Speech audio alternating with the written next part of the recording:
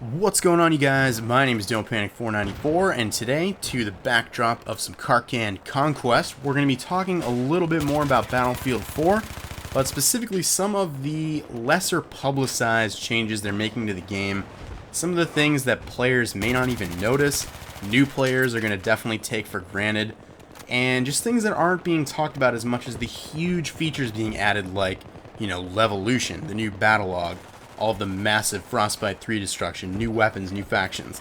All of these big talking points are kind of stealing the thunder from a lot of small improvements they're making to the game that I think are going to make a pretty big difference. Now, the list of things that I have here are coming straight from the mouths of the developers. I've watched a bunch of interviews, some very recent, and, while they're not super specific, they're not speculation. These are changes that they're talking about actively.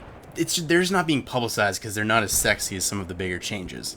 So, right out of the gate, Battlefield 4, as told by the developers, is going to have a much different feel than Battlefield 3.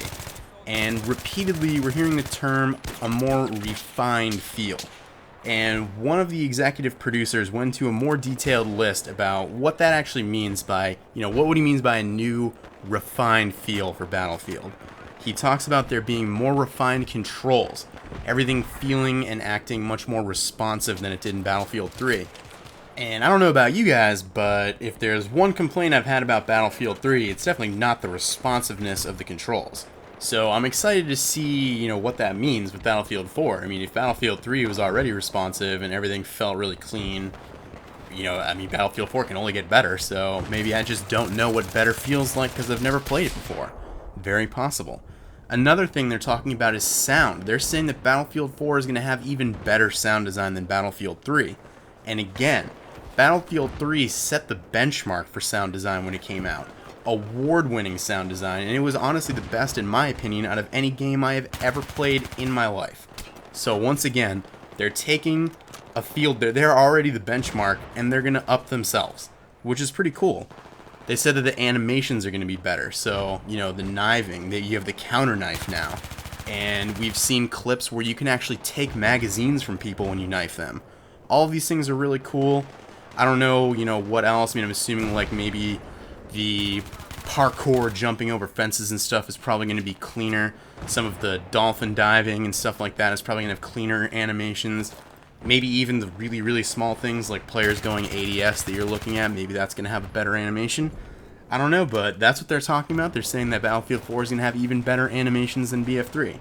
Physics, another thing the devs are talking about, is going to be improved in BF4. And we've all had, some wonky, only in Battlefield 3 moments with physics, whether it's the jets, flying into that invisible ceiling and stalling out really awkwardly, or the jeeps taking really weird bounces off of pebbles and little obstructions in the road, or maybe launching a tank 9,000 feet in the air using landmines. All of this stuff we've seen. By and large, the physics are pretty good, so I'm excited, though, to see the more refined Battlefield 4 physics, because I can only assume they're just going to fix all of the problems and make it, even better than it already is. So, across the board, they're taking awesome and just making it even better, which is really cool. When you played Battlefield 3 for the first time, you had to think, wow, not only is this one of the best graphical games I've ever seen, but it plays so well. The beta was super rough. If anyone remembers the beta, there were a lot of weird glitches, a lot of weird little problems, but that was the beta. Once the game came out, the only real problems were balance issues, that I can think of at least. That and like the bad luck deaths that are kind of awkward and you don't really know what happened. Maybe in Scene Crossing you jump off that bridge and fall 15 feet into the water and you just immediately die, whereas you can jump off of a 4-story building and survive. Little things like that do still happen in Battlefield 3, I'll admit that. But with the new refined physics, I can only assume that those weird bad luck death instances are going to be cut down significantly. Another very hot topic with the developers that really isn't being talked about very much right now is the massively updated netcode. Especially executive producer Patrick Bach was talking a lot about the netcode. They essentially refined the entire netcode of the game, so there are going to be a whole lot of improvements with interactions with servers. Hit reg and hit detection are going to be much more refined. the problem is that on their end everything works, but on the users end, you know, their systems can't always hack what's being thrown at them by Battlefield. So another new feature we're going to be seeing in BF4, I guess you could tie this into the netcode, is in the settings, everybody's going to have a slider that's going to govern essentially how smooth the game can play depending on how high performing your network connection is and your PC in general.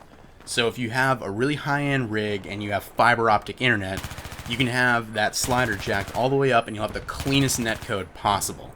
But if you're playing on like DSL or lower end cable, maybe you have a mid-range PC, you have to play with the settings turned down quite a bit, turn that slider down to the lower end and you're going to be compensated for some of the lag that you'll be experiencing. And the hope is that it's not going to bring down big aspects of the server like it does now, where, you know, you have people taking bullets around corners that, you know, clearly on their screen they were 5 feet behind the corner, but the hit detection on the server had to compensate manually, and it just doesn't work out well because you take the bullet, you die, and everyone gets pissed off, and it's just not fun that way. So hopefully we're going to see that used properly, and we're going to see everything just more optimized for a cleaner, more accurate gameplay experience. In addition to all of these behind-the-scenes changes, there are actually going to be some more equally subtle but, you know, more noticeable changes being made to like the UI and customization and things like that.